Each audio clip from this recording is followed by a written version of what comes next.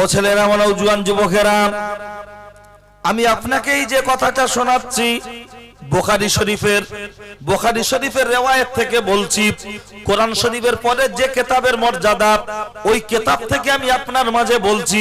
কোনো গল্প নয়, লক্ষ্য করলে দেখতে পাওয়া যায়।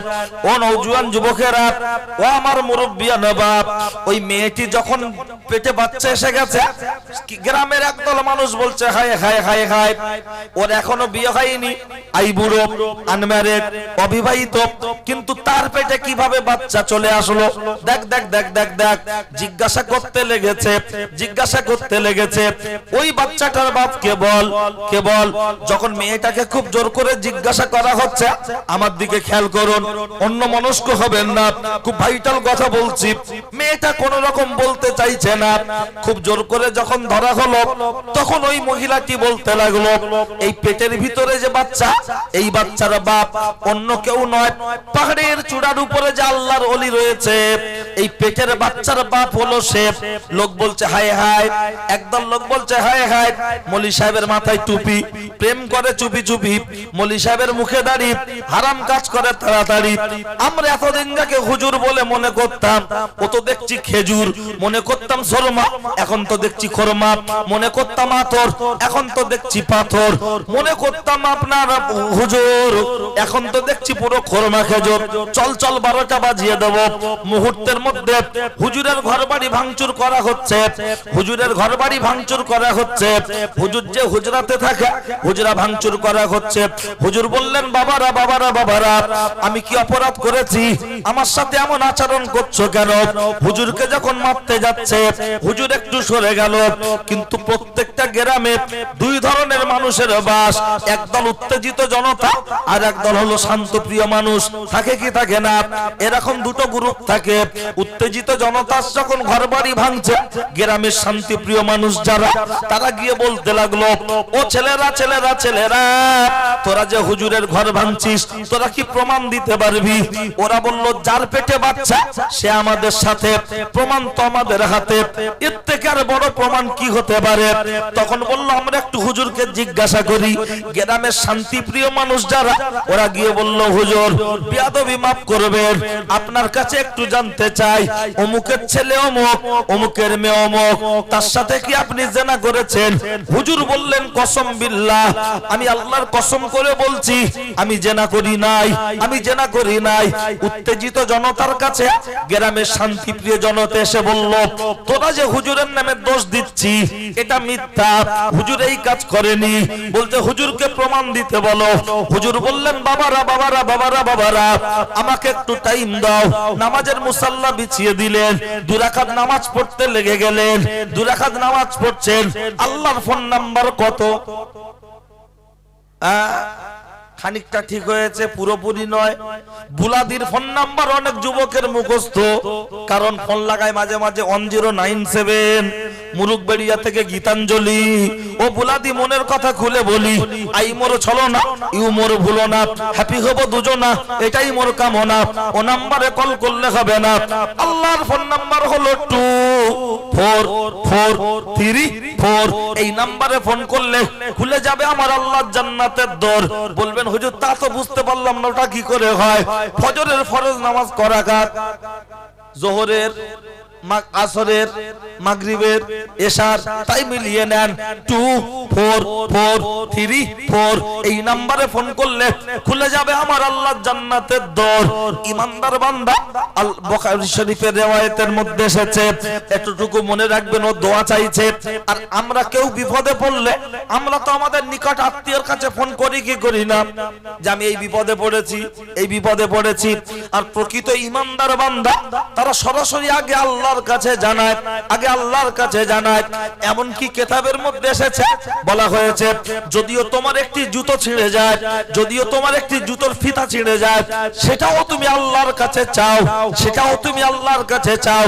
2 রাকাত নামাজ পড়ে আল্লাহর কাছে যখন সাহায্য চাইছে, এত পরিমাণ কাঁদছে, আওয়াজ চলে আসছে, ওগো আল্লাহ, আমি তো অপরাধ করিনি, অপরাধ কে করেছে তুমি জানো। ইন্নাল্লাহা আলিমুম বিযাতিস সুদূর, তুমি তন্তর্যামী, তুমি মানুষের মনের খবর জানো। কিন্তু আমার ঘাড়ে কিভাবে দোষ চলে আসলো, আমি কিভাবে প্রমাণ করব বলো?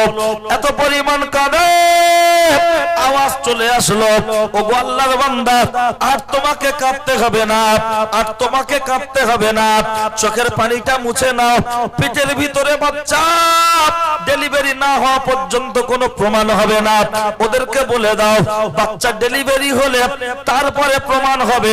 ওই বাচ্চার বাপকে আজকে সব বাড়ি চলে যাও। এই কথাটি যেই বলেছে, একদল লোক মানুষ বলছে মৌলী সাহেবের ভাব ভালো নয়, মৌলী সাহেব পালিয়ে চলে যাবে। মৌলী সাহেবের ভাব ভালো নয়, মৌলী সাহেব পালিয়ে চলে যাবে। কিন্তু গ্রামের শান্তিপ্রিয় জনগণ যারা, তারা বলল হুজুর যদি পালিয়ে চলে যায় তার জন্য দায়ী থাকবো আমরা। আমরা দুটো গ্রুপ ভাগ হয়ে একটি গ্রুপ তার জন্য জামিনদার হয়ে গেল, জামিনদার হয়ে গেল। আর প্রকৃত পক্ষে যারা খৌফ ইলাহি, আল্লাহর ভয় যাদের অন্তরে আছে, তারা কখনো মিথ্যা বলতে পারে না। না, জীবন চলে যাবে মিথ্যা বলবে না। এই কথাটাকে একটু ব্রেক করে মাঝখানে আমি একটা উপস্থাপন করছি, একটু খেয়াল করুন। এ পর্যন্ত মনে রাখুন, একজন ব্যক্তি ছিল, ব্যক্তিটির নাম হলো আব্দুস সালাম, আর তার পেশা ছিল শিকারী। মানে ওই জঙ্গলে জঙ্গলে হরিণ শিকার করে বেড়াতো। মদিনা শরীফের কথা খেয়াল করুন। এটা হযরত ওমর ফারুকের পিরিয়ডের কথা বলছি, তারিখে ইসলাম, ইসলামের ইতিহাস। তো উনি এই হরিণ মারতে গিয়ে তীর ছুঁড়েছে, হরিণের গায়ে না লেগে তীরটা সাইডে চলে গেছে। তো যারা তীর ছোঁড়ে ওরা কিন্তু আবার তীরগুলো খোঁজে পড়ে। তো তীর খুঁজতে খুঁজতে গিয়ে দেখছে একটা বয়স্ক মানুষের বুকে লেগে ছটফট ছটফট ছটফট করছে। আস্তে আস্তে কাছে গিয়ে বলছে, চাচাজি আপনার খুব কষ্ট হচ্ছে, একটু পানি দেবো, একটু পানি খান। আর আপনি যদি মারা যান, আপনার ডেড বডি লাশটাকে কোথায় পৌঁছে দেবো বলেন, যেখানে পৌঁছালে আপনার জানাজা হবে, আপনার ছেলে মেয়ে খোঁজ সন্ধান পাবে, একটু বলবেন। চাচাজিকে কাঁধে চাপিয়ে নিয়েছে। চাচাজি বললেন, মদিনা শরীফের বাজারে আমার ছেলেদের ব্যবসার দোকান আছে, যদি মদিনা শরীফের বাজারে পৌঁছে দিতে পারো তাহলে আমার ছেলেদের সাথে আমার সাক্ষাৎ হয়ে যাবে। খানিকটা পথ যেতে যেতে চাচাজি ইন্তেকাল করলেন। আর বাজার একটুখানি দূরে, ওখানে লাশটাকে ফেলে রেখে পালিয়ে চলে যায়নি। আমি আপনি হলে আমরা পালিয়ে যেতাম কি যেতাম না? কি পালিয়ে যেতাম না? আরে 2000 টাকার জন্য মার্ডার করে দিচ্ছে, 500 টাকার জন্য মার্ডার করে দিচ্ছে। আর ওই ব্যক্তিটা দৌড়ে দৌড়ে মদিনা শরীফের মার্কেটে চলে গেল, গিয়ে বলল, মদিনা শরীফের দোকানদারেরা, একটা বয়স্ক মানুষ মারা গেছে, কার বাপ, কার চাচা, কার পাড়ার মানুষ, তোমরা একটু দেখো দেখো দেখো দেখো, একটু বলো। দোকানদাররা দৌড়ে চলে আসলো। ওর মধ্যে একজন ব্যক্তি বাপের চেহারা দেখে কাঁদতে শুরু করলো, বলল, আমার আব্বা কে মেরেছে? তখন আব্দুস সালাম শিকারী বললেন, আমার কাছে সব তথ্য আছে, প্রমাণ আছে, কোনো ভয় নাই, তোমরা দাফন কাফন করে দাও, তারপরে আসামি সন্ধান পেয়ে যাবে। তখন আসামি সন্ধান পেয়ে যাবে। দাফন কাফন হয়ে গেল। তখন তো রাজত্ব চলছে হযরত ওমর, ওমরের রাজদরবারে চলে গেল। ওমরের বিচার মানে ডাইরেক্ট তলোয়ার চালিয়ে দাও, কথা ঠিক কিনা? খলিফা ওমর মানে তলোয়ার চালিয়ে দাও। লক্ষ্য করলে দেখতে পাওয়া যায়, ওমরের রাজদরবারে গিয়ে ছেলেরা যখন সমস্ত কথাগুলো বলল, তখন হযরত ওমর বললেন, সেই ব্যক্তিটা কোথায়? বলছে, ওই তো বাইরে। বলছে, ডেকে দাও। যখন ভিতরে গিয়েছে, এক এক করে যখন টুকটুক টুকটুক করে বলছে, আমার তীরের আঘাতে ওনার বুকে লেগেছে, ছটফট করছিল, কাঁধে করে তুলে নিয়ে যেতে যেতে যেতে যেতে মারা গেছে। আমি মারা যাওয়ার আগে জিজ্ঞাসা করেছিলাম, ও চাচাজি চাচাজি, ও চাচাজি চাচাজি, যদি আপনি মারা যান, আপনার যদি আপনি মারা যান, আপনার লাশটাকে আমরা কোথায় নিয়ে যাব? গেলে আপনি সন্ধান পাবেন, আপনার ছেলেরা সন্ধান পাবে, একটু বলেন। তখন বলেছিল, মদিনা শরীফের বাজারে। আমি কাঁধে করে নিয়ে যেতে যেতে ওই মানুষটা যখন ইন্তেকাল করে গিয়েছেন, আমি তখন বাজারের দোকানদারদের খবর দিতে তারা এসে মাটি মঞ্জিল সমস্ত কিছু করে দিল। মাটি মঞ্জিল করে দেওয়ার পরে লক্ষ্য করলে দেখতে পাওয়া যায় আপনার কাছে চলে এসেছি, এখন কি হবে বলুন। হযরত ওমর তাকে পরীক্ষা করার জন্য জিজ্ঞাসা করছে, এ কলমা পড়া মুসলমান, কেমন কলেমা পড়েছে একটু যাচাই করার জন্য বলছে। তুমি যখন মেরেছ কেউ কি দেখেছে, কোনো সাক্ষী আছে? বলল না না, কোনো সাক্ষী নাই। তখন হযরত ওমর বলছে, তাহলে তুমি তো একটু মিথ্যা বলতে পারো যে আমি মারিনি, রাস্তায় পড়েছিল তোমাদের ডেকে দেখিয়েছি, কারণ আমার বিচার মানে তলোয়ার চালিয়ে দেওয়া। এখন তোমার তো গর্দান নামিয়ে দেওয়া হবে, শিরচ্ছেদ করা হবে। তখন আব্দুস সালাম শিকারী বলছে, গো ইয়া খলিফাতুল মুসলিমিন, ইয়া আমিরাল মুমিনিন, আল্লাহকে স্মরণ করে তওবাটি পড়ে নিন। আমি কলেমা পড়া মুসলমান, সত্য বলে যদি আমার গর্দান দিতে হয়, শিরচ্ছেদ যদি হতে হয়, আমি তাও করতে রাজি আছি, কিন্তু মিথ্যার কাছে মাথা নত করব না। একবার জোরে বলুন সুবহানাল্লাহ।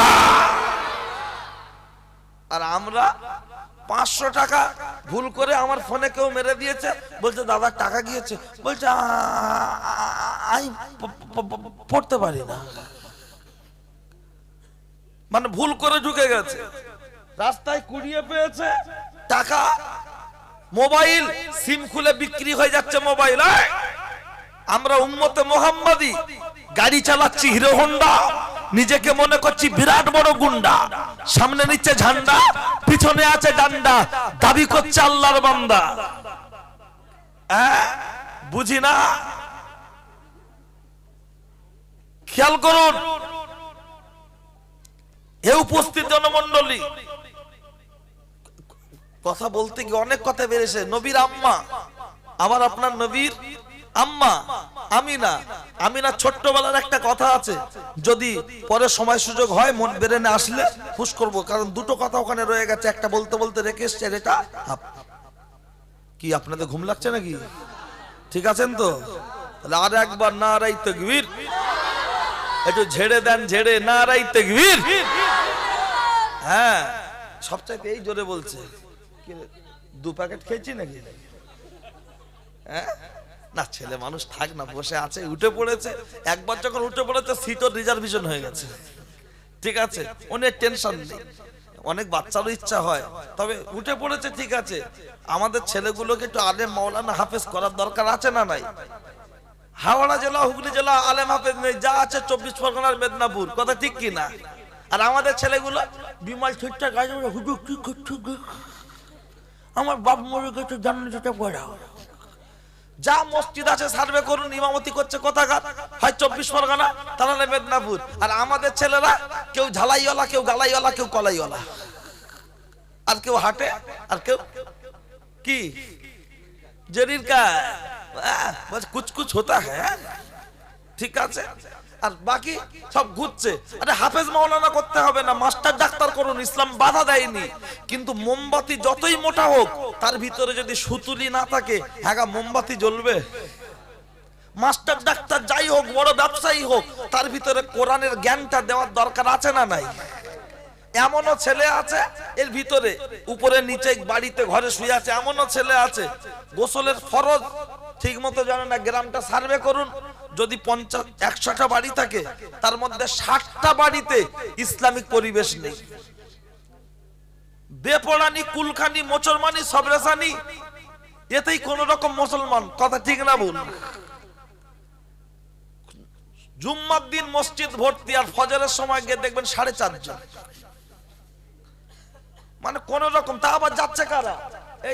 এই বসে আছে বয়স্ক গুলো, ওই মানে প্লাটিনা সেলফ ছাড়া, বয়স হয়ে গেছে, চোখে কম দেখে, হাঁটুর সমস্যা, ভোর 4:30টার সময় উঠে টুকটুক করে মসজিদে যাচ্ছে। আর যুবক আটটিয়ার গুলো, ও মোবাইলে তখন রাত 2:30টার সময় স্ট্যাটাস দিচ্ছে, খুকুমনি ঘুম কেড়ে নিলে। ঘুম আসে না, তা ঘুম আসবে কি করে? চোখে যদি লাইট পড়ে ঘুম সহজে আসে? আর আমি ঘুমের ওষুধ বলে দিয়ে যাচ্ছি, কোন ওষুধ লাগবে না, টাকা লাগবে না, ইনশাল্লাহ ঘুম আসবে। ওটা দোয়া করার আগে বলে দেবো, দেখি কি করে ঘুম লাগে না। মোবাইল নিয়ে বলছে কাবি খুশি কাবি গাম, কোথায় গেলে পাবো ঋত্বিক রোশন, ওর ঘুম আসে? ফচকে ফচকে ছেলে মোবাইল নিয়ে দিন রাত যেন মনে হচ্ছে সরকার থেকে ডিউটি দিয়েছে। বাপ মা বড় ভাই কারোর কথা মানে না, এমনি চলছে। তা দিচ্ছি, হ্যাঁ দেবো না, এসছি যখন। কি বললে অসুবিধা নাকি? হ্যাঁ চলেন একটু টেস্টার দিয়ে একটু চেক করে দেখছি 8-3 না কারেন্ট। হ্যাঁ চলেন। আরে রাত 12টার পরে উঠলে কি বক্তব্য করতে হয় মোটামুটি একটু বুঝি, ঠিক আছে? তখন কমিটির কোনো কথা চলবে না। আমি মাঠ দেখবো পরিস্থিতি কি, সাদা ভাত না বিরিয়ানি সেভাবেই দিতে হবে। ও ছেলেরা, আমার জওয়ান যুবকেরা, ও আমার মুরব্বিয়ান বাপ, অন্যায় হলে আমার করে দেবেন মাপ। কি বলছিলাম? ওমরের রাজদরবারে সেই শিকারী, আর ওদিকে সেই মেয়েটার পেটে বাচ্চা। মনে রাখবেন, আমি কথা রেখে যাব না, শেষ করব। লক্ষ্য করলে দেখতে পাওয়া যায় কিতাবের মধ্যে এসেছে ওই ছেলেটিকে ফাঁসির আপনার শিরচ্ছেদ করার দিন সিদ্ধান্ত হয়ে গেল। জেলখানায় বন্দি, ভিতর থেকে বলছে হুজুর আমাকে একটুখানি ছেড়ে দেবেন, আমি বাড়ি যাব। বলছে কেন? বলছে আমার ছোট ছোট দুটো বাচ্চা আছে, আমার আব্বা আর মা আছে, আর আমার স্ত্রী আছে, একটু তাদের কাছ থেকে ক্ষমা চাইবো। আর গ্রামের মানুষের সোনা দানা টাকা পয়সা আমার কাছে ব্যাংক হিসাবে মানুষ জমা দিয়ে রাখে, আমার শিরচ্ছেদ হওয়ার আগে মানুষের আমানত গুলো ফিরিয়ে দিয়ে আসবো। একদল মানুষ বলছে ছাড়বেন না আর আসবে না, ছাড়বেন না আর আসবে না।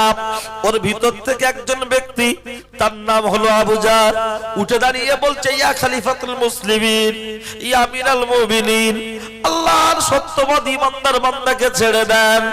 যদি সে না আসে তার জন্য আমার শিরচ্ছেদ করবেন, আমি জামিনদার হয়ে যাচ্ছি। যেই ছুটি দেওয়া হয়েছে দৌড়াতে দৌড়াতে চলে যাচ্ছে গ্রামের দিকে। আগে বাড়িতে যাইনি।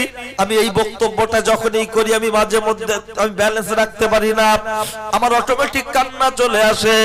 কিতাবের মধ্যে এসেছে বাড়িতে আগে যাইনি, গ্রামের মানুষের কাছে দৌড়ে দৌড়ে গিয়ে বলছে ও গ্রামের ভাইয়েরা, ও মহল্লার ভাইয়েরা, তোমাদের সোনা দানা টাকা পয়সা কার কি জমা আছে আমার বাড়িতে চলে এসো, আমি তোমাদের খাতাপত্র থেকে সব মাল ফিরিয়ে দেব। পাড়ার মানুষেরা চলে আসলো, কি ব্যাপার বলো বলো বলো বলো। সমস্ত কথাগুলো যখন খুলে বলছে, গ্রামের মানুষ বলল আমরা হযরত ওমরের রাজদরবারে যাব।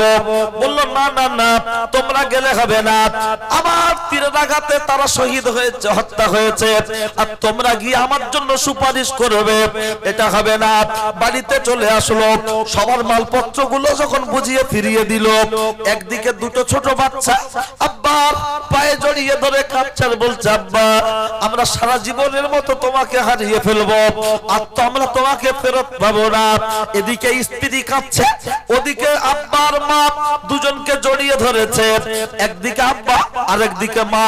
ছেলেটা বলছে আব্বা এক ফোঁটা দুধের ঋণ শোধ করতে পারিনি ও মা কোনদিন, এখন আমি তো চলে যাব। আল্লাহর কোরআনের বিধান অনুযায়ী কতরুন ফিল কিসাস কোরআন শরীফ এসেছে, হত্যার বদলে হত্যা, আমি তাকে হত্যা করেছি, আমাকে এখন হত্যা করা হবে, আমাকে এখন কতল করা হবে। ও মা আমাকে ছেড়ে দাও, ছেড়ে দাও, আমাকে মাফ করে দাও। আব্বা যত কাঁদে মা তত কাঁদে, ছোট বাচ্চা দুটো তত কাঁদে।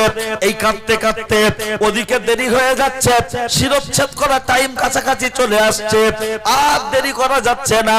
যখন স্ত্রীর কাছ থেকে ক্ষমা চেয়ে নিয়ে বাড়ি থেকে যখন বেরিয়ে যাচ্ছে, নির্ধারিত টাইম খুব কাছাকাছি, পৌঁছাতে একটু দেরি হয়ে যাবে।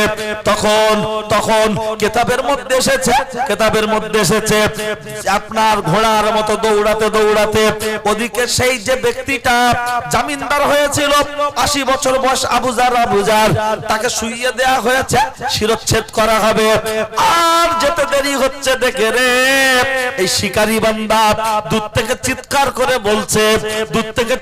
করে বলছে ইয়া খলিফাতুল মুসলিমিন, ইয়া আমিরাল মুমিনিন, ওই বান্দাটার গলায় শিরচ্ছেদ করবেন না, শিরচ্ছেদ করবেন না, একটু অপেক্ষা করুন, আমি হাজির হয়ে যাব। খলিফা হযরত ওমর ফারুক বললেন ও জাল্লাদ তলোয়ার এখন চালাবে না, ও জাল্লাদ তলোয়ার এখন চালাবে না, একটু অপেক্ষা করো। পিছন দিক থেকে একটা আওয়াজ আমার কানে ভেসে আসছে, এখন তলোয়ার চালাবে না, একটু দাঁড়িয়ে যাও। আওয়াজটা চলে আসছে, তাকিয়ে থাকতে থাকতে থাকতে থাকতে দেখা গেল একদম কাছাকাছি এসে চিৎকার দিয়ে বলছে, আমি খুনি আসামি হাজির হয়ে গেছি, আর তলোয়ার চালাবেন না, চালাবেন না। একবার জোরে বলুন সুবহানাল্লাহ। সমস্ত মানুষ তাকিয়ে রয়েছে। আহা, একটা মানুষ গলা কাটানোর জন্য দৌড়ে দৌড়ে যদি আসে, মানুষ তাকিয়ে দেখবে কি দেখবে না? তাকিয়ে সবাই দেখছে এ কেমন ইমানদার, গলা কাটানোর জন্য দৌড়ে দৌড়ে আসছে। হযরত ওমর জিজ্ঞাসা করছে, তোমার দেরি হলো কেন? যখন আমি তো শর্ট করে বলেছি, যখন টুক টুক টুক টুক টুক টুক করে পাড়ার মানুষের কথাগুলো বলছে, আব্বা মায়ের কথা বলছে, ছোট ছোট দুটো বাচ্চার কথা বলছে, যাদের বাপ মারা গেছে, ওরা ডুগরে কেঁদে উঠে বলছে, ইয়া খলিফাতুল মুসলিমিন, ইয়া আমিরাল মুমিনিন। ওই মানুষটার মুখ থেকে বাচ্চা দুটোর যে কথা শুনলাম, আমরা বাপ হারা, আমরা আব্বা হারিয়েছি, আমরা বড় হয়ে গেছি, আমরা আব্বা হারা কষ্ট কতটা বুঝি। কিন্তু এই মানুষটা যদি আজকের হত্যা হয়ে যায়, তাহলে তার বাচ্চারা এতিম হয়ে যাবে। আর এই সত্যবাদী মুসলমান যে গলা কাটানোর জন্য দৌড়ে দৌড়ে চলে এসেছে, আমরা আমার আব্বার পক্ষ থেকে ওই বান্দাকে ক্ষমা করে দিলাম। একবার জোরে বলুন সুবহানাল্লাহ। সত্য অকুল জাল হক আযহাকাল বাতিল, সত্যর আলো যখন উদিত হবে, মিথ্যা তখন মুখ লুকাবে। ঠিক আছে, কথা আপন জায়গায়, এটা শেষ। ওখানে কি কথা বলছিলাম? আল্লাহর আবেদ বান্দা, খবর আসলো পেটের বাচ্চা ডেলিভারি হলে প্রমাণ হবে, তাই বলছিলাম তো। ও ছেলেরা, আমার জওয়ান যুবকেরা, ও আমার মুরব্বিয়া নবাব, পেটের বাচ্চা 3 মাস, 4 মাস, 5 মাস, 6 মাস, 7 মাস, 9 মাস বাচ্চা ডেলিভারি হয়ে গেল। এটা টুকটুক করে বললে মিনিমাম আধ ঘন্টা থেকে 40 মিনিট বলতে হবে। কিন্তু শর্টে বলার কারণ মনে রাখবেন, ভালো করে বুঝে নেন।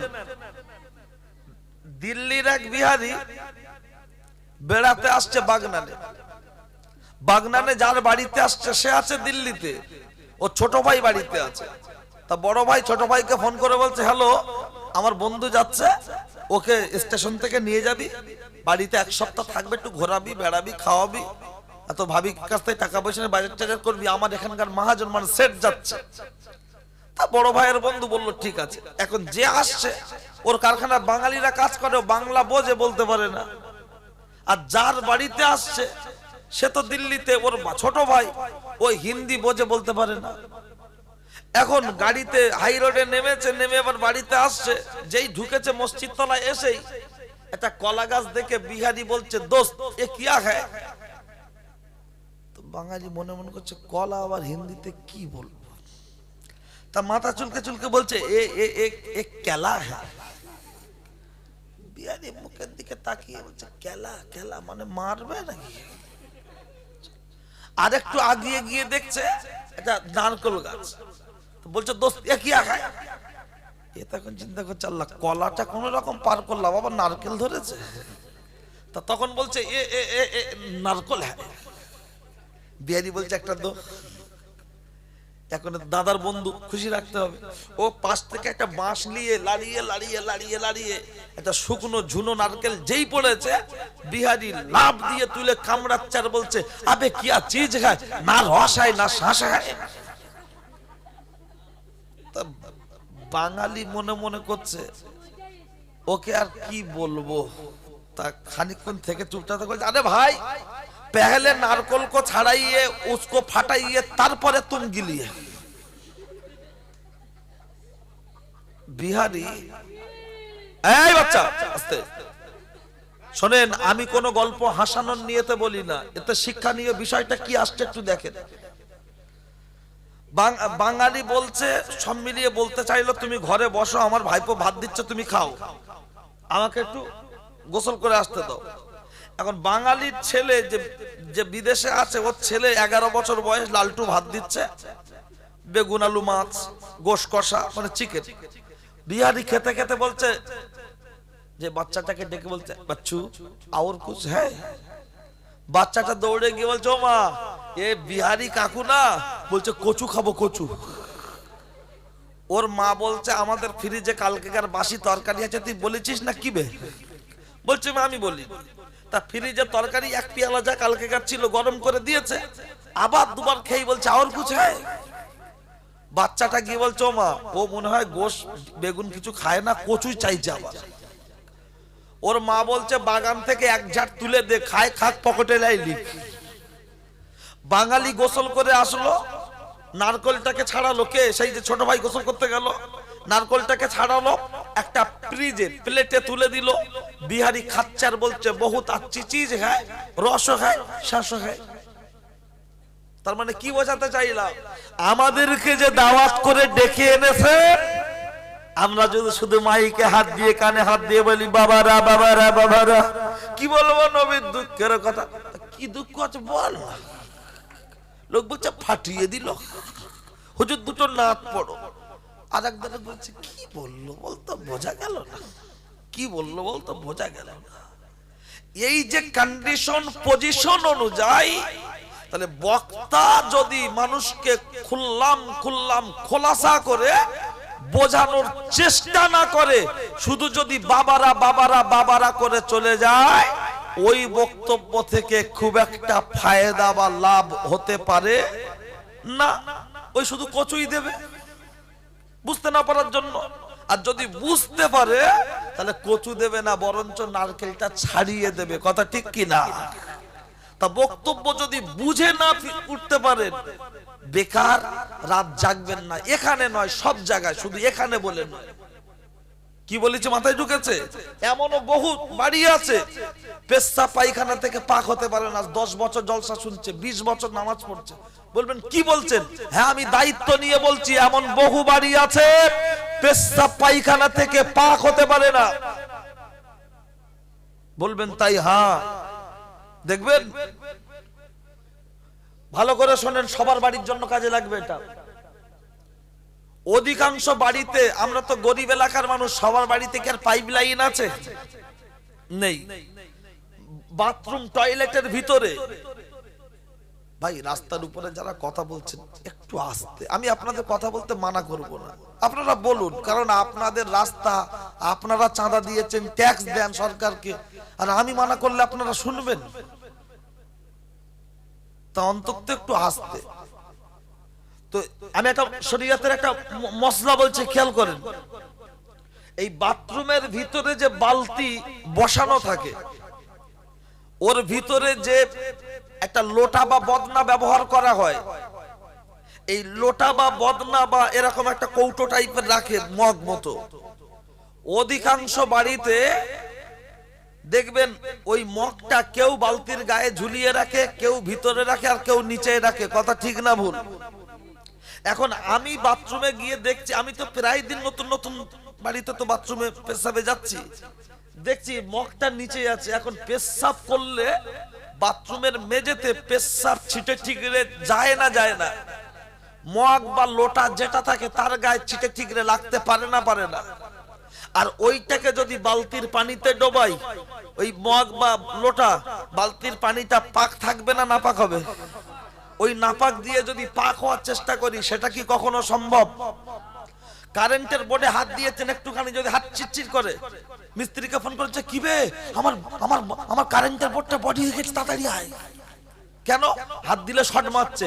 তা আমরা পেশাব পায়খানা থেকে পাক হতে পারছি না, এটার জন্য কোন মিস্ত্রির সাথে আলোচনা করেছেন?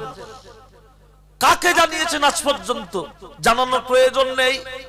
বডি আর্থিং যদি না থাকে, তার জন্য মিস্ত্রির কাছে যান। হালকা হালকা জ্বর হচ্ছে বলছে প্যারাসিটামল দাও, গা কামড়াচ্ছে বলছে প্যারাসিটামল দাও, সর্দি হচ্ছে বলছে সিট্রিন দাও, একটু বেশি হাঁচি হচ্ছে বলছে মন্টায়ার এলসি দাও, জ্বর সারছে না বলছে অ্যান্টিবায়োটিক দাও, গ্যাস হচ্ছে বলছে প্যান্ডি দাও। সব জিনিসটার যদি পরামর্শ দরকার হয়, আমরা নামাজ পড়ছি, রোজা করছি, আল্লাহর কাছে কাঁদছি, সাহায্য আসছে না, এর জন্য কোন আলেম, মাওলানা, মুফতি